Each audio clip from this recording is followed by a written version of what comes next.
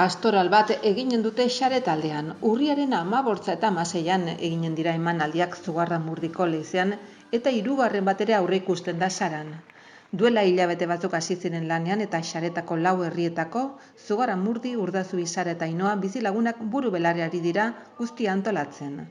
Guztira 100 lagun baino gehiago murgiltzen ari dira abentura berri honetan eta 60 ari zale inguruk parte hartuko dute, naiz eta oholtzatik kanpo ere 10 lagun ari diren lanean.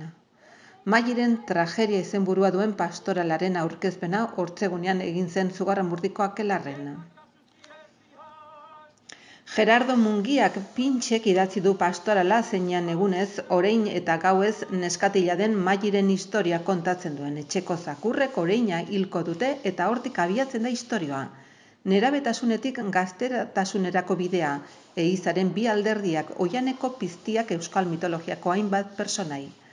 Hauekin batera pastoralak behar duen gaiztotasuna irudikatu dute Xaretan ezagunak izan diren inkisidoreak Urdazubiko Abadea, Pierre de Lancre, Aimeric Picaud edo Bale Albaradok. Pantxika Urruti izanen da erregenta koordinatzaile nagusia eta gogora ekarri duenez, Mairen tragedia pastoralak ere bortza alor ekarriko ditu oholtza gainera, idatzia, kantua, dantza, musika eta jantziak.